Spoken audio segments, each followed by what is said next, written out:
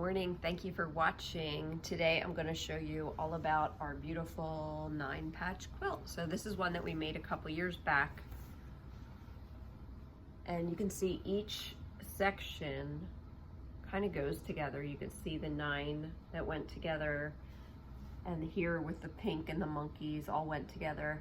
But I really gave out this baseball fabric to a huge, I cut a ton of those squares and I gave out that fabric as a main fabric just so that we would have a cohesive look to the entire quilt. Because you could imagine there's over 60 students putting together quilt, right? Patch quilt. So I want some cohesiveness. So I'm going to give out the main fabric and then they can play from there. But they kind of know the overall design this year. So hopefully they'll be able to use their color theory knowledge and put it all together. This is our inspiration, beautiful Monet Waterlilies. And they'll do one just like this, all sewn together by hand, pressing the seam allowances. Seam allowance is 1/4 inch on the whole thing, of course. And we go over measuring this time. So this time your measuring has to be spot on. That's your goal. All right, let's step into it. So this is our map for the quilt. And I originally just drew a quick grid. I figured out how many students I have and then how many squares I would need and then how big they needed to be. So I like my quilts around 60 inches by 60 inches, somewhere in there. I don't like to go as high as 70. It gets really long, like a twin size quilt. It's really a long one. So I keep it around between 50 and 65 at the very most, okay? So what I did was I have 32 students times 2 classes. That's 64 students, right? Very easy. And so I could easily do an 8x8 grid. And then I figured out how much each square needed to be plus a seam allowance. And then this was my inspiration, this beautiful quilt that I found online. We're going to do all the squares in the background and kind of make it looks like a pond looking up at the sunlight, something like that, or reflecting the sunlight. And this is our theme for homecoming this year is Monet's Waterlilies. So we're going to try to add some water lilies and dragonflies. So after I make the grid, I show each student how to make the 9-patch square, and they should be sewing by hand, cutting by hand, measuring by hand. This is our final unit in hand sewing. Okay, and they start out sewing just 2 together, and then they'll put a 3rd, do 3 rows, and then this comes together, the 9-patch square. So let me show you how I break that down right now. So to start, each person will get one of these blocks and sign their name into which block you're going to create. And once you do that, I want you to look at the color scheme of that block and then decide what colors you're going to use in that block. So for example, if you get this square, you can see it's kind of a teal, dark, watery blue, and then 2 green, right? So here, and then here green, and then it turns into blue in this corner. So it does seem to get from dark to light just a little bit. So you analyze your square and then find some fabrics that you think would be a good match. They don't have to be perfect. Like for example, I use this fabric as one of the yellows, so it has some black in it, so I would probably only use it where there's some dark spots. Here it's a much purer yellow, so I would use it only there. And then here's one with a blue background and a little, but there's a pink and yellow in there. So maybe I would find a spot where I found some of those colors in there. So kind of just play with it and then put all your blocks together to see what works. Here's another one that's blue and it has a little bit of pink. So maybe I would use the mostly blue area. Fussy cut and find where it's mostly blue and then use it as one of the lighter spots there. I also have this really fun tie-dye blue with brown, a little purplish. So that's step one. You sign up for a block, analyze the colors you need, and then you're going to go ahead and cut your fabric. I have all these fabrics here for students to choose from, plus they can add in any of their own. I just buy the main fabric so that we have lots of that color specifically, so the quilt really gets the cohesive tone, or the accurate tone. So then I'm going to start measuring my blocks, and each one needs to be 3 inches. Okay, and then we're going to take away a 1/4 inch seam allowance. So I have both of my classes put together on this quilt. Sometimes I do 1 class per quilt, but this year we're going to do 64 students, and so they'll be, each square will be 7.5 by 7.5 finished, and that times I think it was 8 by 8. Yeah, that times 8 is worked out to 60 inches. So the whole quilt will be 60 by 60, and each student's square will have 9 squares in it, right? So this is your 9 patch, and you'll have to cut 9 pieces, 3 inches by 3 inches each. We'll mark a 1/4 inch seam allowance on all of them, sew them together. So you basically have to subtract the seam allowance, and then we'll come up with that 7.5 inch square. So to measure, usually I will work on the corner, but in this case, if you want to fussy cut specific patterns out of the middle of the fabric, sometimes that has to happen, which I don't love, but let me show you both. So I have this fabric, and it has all these raw edges on it. None are selvage, perfect corners. So I'm going to line up my ruler a little bit over 3 inches.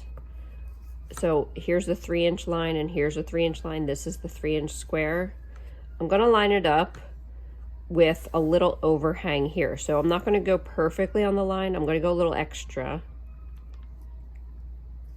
And I have a pencil or a super duper Frixion pen, and mark that. And then I flip my ruler and use those lines as my guidelines. So now I put those lines on the 3 inch lines. And that's what will make my perfect 3 inch square. That's really the best way to do it. And you're going to use scissors to cut. Remember, the flat edge of the scissors stays on the table. That will help you cut super straight, right? Long, slow strokes. If I'm cutting in the air, or if my scissors are dull, this is going to be a lot harder, and my fabric's going to be a mess.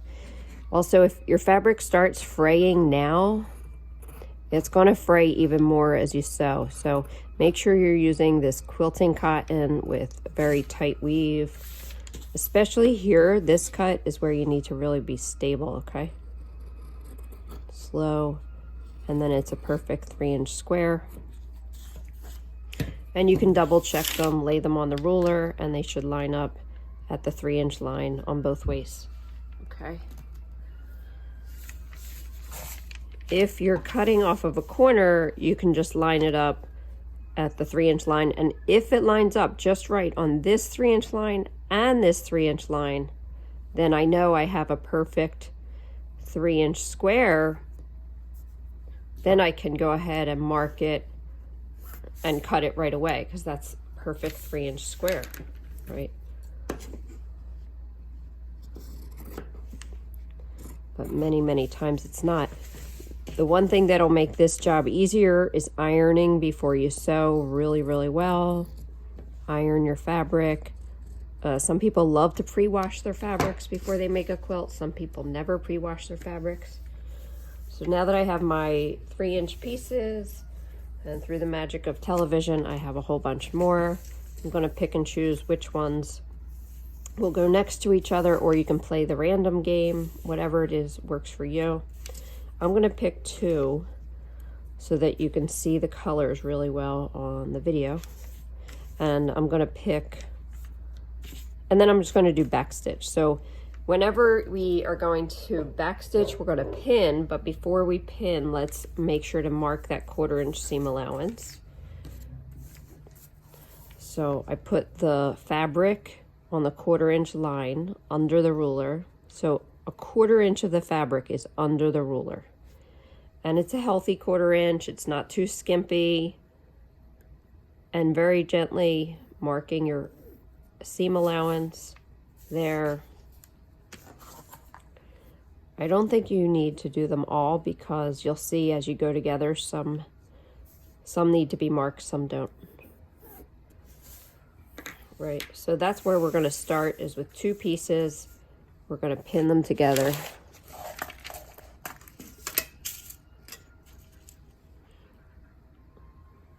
Actually, I can use one marked and one unmarked because I don't need to mark both, right?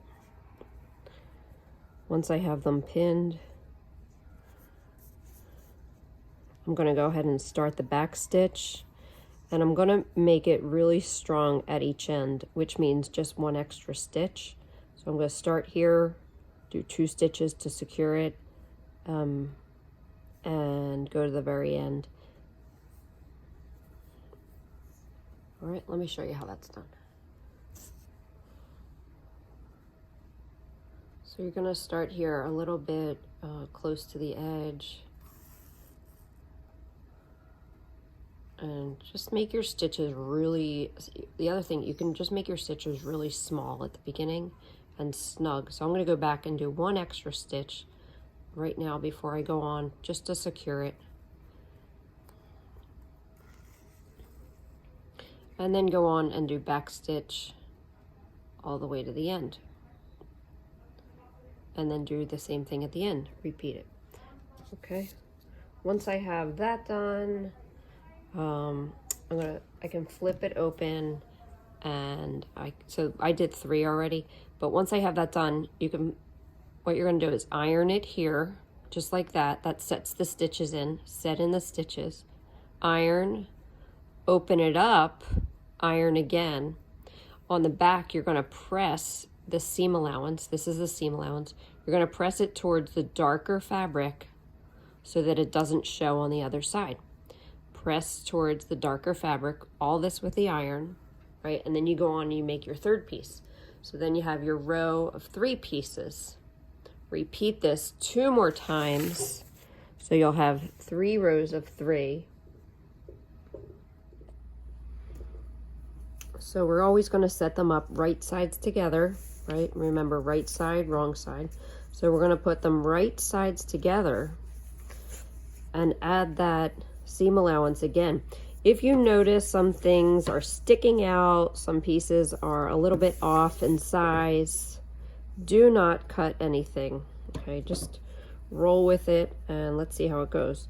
So I'm going to put right sides together, raw edges even. That means right sides together, and these raw edges are going to be super duper lined up with each other. Not imperfectly at all, right? And then these seams here and here that you sewed should line up just right. So I'm going to pin that first so that my lines, my seam lines, stitching lines are connected, so it looks like it's actually a 9 patch and not wonky. I'll show you what that looks like. So again, I'm going to check this seam line and this seam line line up, put some pins there. I'm just going to show you so that when I open it up, this is a straight line connecting each square, right? Oh, time for class. After you sew this one, you're going to sew the next one. You're going to draw a stitching line just like we did before. So you put it on the 1/4 inch mark here. Draw your stitching line. You only need 1 because you're only going to be looking at 1, right? Put it on there, and then I'm going to pin and sew across there. And then I'll repeat that with my 3rd piece until I finally have this block. And again, press it at the end to make sure it looks good. After you cut your squares, those little tiny 3-inch squares, I want to see them all. I want to check that they're actually 3 inches, because if your square, this little square, has any kind of difference in width, it's going to be a huge difference in your quilt block. A 1/4 inch is going to show up as a lot here, and then your quilt block will be smaller or bigger than everybody else's. So I want to check the size before you start. Go ahead and get started.